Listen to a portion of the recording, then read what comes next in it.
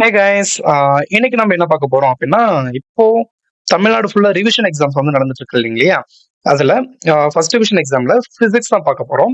இது எந்த டிஸ்ட்ரிக்டோட question paper அப்படின்னு பார்த்தீங்கன்னா, சேலம் டிஸ்ட்ரிக்டோட கொஸ்டின் பேப்பர். ஓகேங்களா? ஸோ இதுல ஃபர்ஸ்ட் நம்ம எப்பயும் போல ஆன்சர் கீஸ் வந்து நம்ம ரெடி பண்ணிட்டோம். ஓகேங்களா? ஸோ இங்க தான் உங்களுக்கு ஆன்சர் கீ இருக்கு. நம்ம ஃபர்ஸ்ட் எப்பயும் 1 மார்க் எக்ஸ்பிளைன் பண்ணுவோம் இல்லைங்களா? ஸோ 1 மார்க் வந்து நம்ம ஆன்சர் சொல்லிடலாம். 3 capacitors are connected in triangle as shown in the figure. ஒரு டயக்ராம் வந்து இங்க இருக்கு. ஓகேங்களா?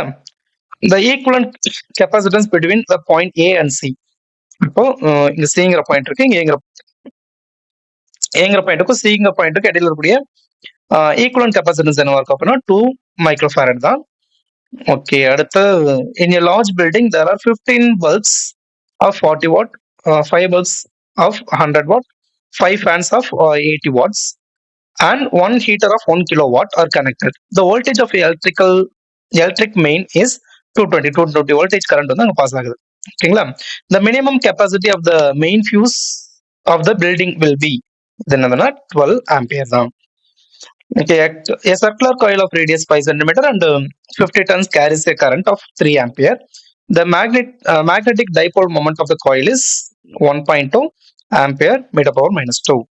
அடுத்து ஃபோர்த் ஒன்று, ஒரு ஆர்எல்சி சர்க்கியூட்ல வோல்டேஜ் வந்து 100 ஓம் ரெசிஸ்டர் கிட்ட வந்து பாஸ் ஆகும்போது 100 ஓம் ரெசிஸ்டர் கிட்ட 40 வோல்டேஜ் கரண்ட் வந்து அப்ளை ஆகுது. அப்படி இருந்துச்சுன்னா ரெசோனன்ட் ஃப்ரீக்வன்சி W அப்படிங்கிறது 250 ரேடியன் பர் செகண்ட் அப்படின்னு சொல்லி கொடுத்துட்டாங்க.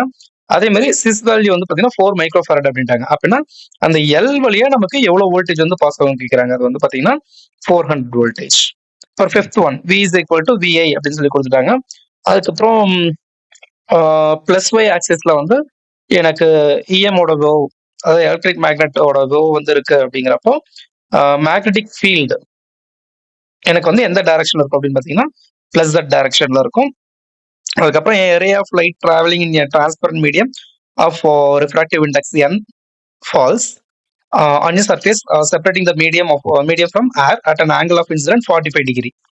The ray can undergo total internal reflection for the following n. இதுல எந்த எண்ல வந்து பாத்தீங்கன்னா அந்த ரே வந்து இன்டர்னல் ரிஃப்ளெக்ஷன் வந்து இன்வால்வ் ஆகும்னா என்னோட வேல்யூ 1.5 இருக்கும்போது தான். அப்புறம் seventh question. A ray of light strikes a glass plate at an angle 60 degree if the reflected and the refracted rays are perpendicular to each other.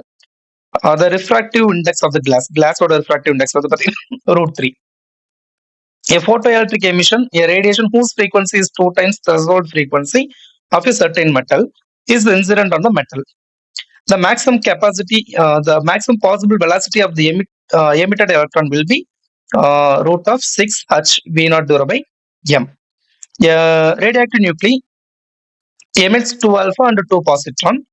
The ratio of number of neutrons to that of proton in the final nuclei will be a minus z minus 2 divided by z minus 6ங்கிறதா கரெக்டான answer. அதுக்கப்புறம் ஒரு not கேட்ல நம்ம கொடுக்கக்கூடிய input வந்து 0 0 1 1 இருந்துச்சுன்னா output என்னவா இருக்கும்னு சொல்லி கேட்டிருக்காங்க. 0 1 0 0. ஓகே, ஒரு பார்ட்டிகளோட size particle size of certain material வந்து பாத்தீங்கன்னா 30 nanometre. Based on the dimension it is classified as, dimension பொறுத்து இது என்னவா பிரிக்கலாம் அப்படின்னா நானோவும் கொடுத்துட்டாங்க இல்லையா, அவங்களே கொடுத்துட்டாங்க பாரு NM அப்படின்ட்டாங்களா, அப்ப அது நானோ மெட்டீரியல் தான். The heat energy produced in a resistance of 10 ohm when 5 ampere current flow through it for 5 minutes is, அப்போ 10 ohm ரெசிஸ்டன்ஸ் வழியா 5 ampere current வந்து 5 மினிட்ஸ்க்கு ஃப்ளோ ஆனிச்சுன்னா அப்ப அங்க கூட ஹீட் எனர்ஜி என்ன இருக்கும்னா 75 kilojoule. A coil 200 tons carries a current 0.4 ampere with a magnetic flux of 4 Wobble is linked with the coil. Then the inductance of a coil is 2 volts. Okay, அடுத்து 14th question பாத்தீங்கன்னா the ratio of the intensity of the light with wavelength 500 nanometer and 300 nanometer which undergoes Rayleigh scattering is 5:3. அதுக்கப்புறம் the radius of the fifth orbit of the hydrogen atom is 13.25 angstrom. இதை கொடுத்துட்டு அந்த எலக்ட்ரானோட wavelength வந்து calculate பண்ண சொல்லியிருக்காங்க எங்கன்னா fifth ஆர்பிட்ல. அப்ப அதுக்கு ஆன்சர் என்னன்னா 0.53 ஆங்ஸ்ட்ராங் தான். ஓகேங்களா? அதுக்கப்புறம் இதுல முக்கியமான கொஸ்டின்ஸ் அடிக்கடி நம்ம கேட்கக்கூடிய கொஸ்டின் வந்து பாத்தீங்கன்னா ஆம்பியர் சர்க்யூட் எல்லாம், போட்டோ எலக்ட்ரிக் எஃபெக்ட், அதுக்கப்புறம் nano in nature, Peltier effect, magnetic induction, first லெசன்ல இருக்கக்கூடியது. அந்த லெசன் நேம் எது எது இந்த லெசன் சொல்லி மென்ஷன் பண்ணியிருக்கோம். இது ஃபர்ஸ்ட் லெசன்ல இருக்கக்கூடியது. அதுக்கப்புறம் ப்ராப்ளம்ஸ் கொஞ்சம் தெளிவா பார்த்துக்கோங்க. அதே மாதிரி 3 மார்க்ல முக்கியமான கொஸ்டின்ஸ் வந்து பார்த்தீங்கன்னா, இந்த 25 அதுக்கப்புறம் 28, 29, 30, 31 எல்லாமே 3 மார்க் ஆர் 5 மார்க் எதுல வேணாலும் மாத்தி கேட்கலாம். அதுக்கப்புறம் 5 மார்க்ல இந்த தடவை கேட்டது எல்லாமே கொஞ்சம் முக்கியமான கொஸ்டின் தான். இந்த first one emission spectrum nth minimum or mth minimum ரெண்டுத்துல ஏதாவது ஒன்று மாத்தி மாத்தி கேட்டுட்டே இருப்பாங்க. ஃபீசஸ் மெத்தட், அதுக்கப்புறம் current carrying conductor in a magnetic field, அதுக்கப்புறம் காஸ்லா யூஸ் பண்ணி நம்ம எலக்ட்ரிக் ஃபீல்ட் கண்டுபிடிக்கிற கான்செப்ட், எலக்ட்ரான் எமிஷன் கூட வேணாம்.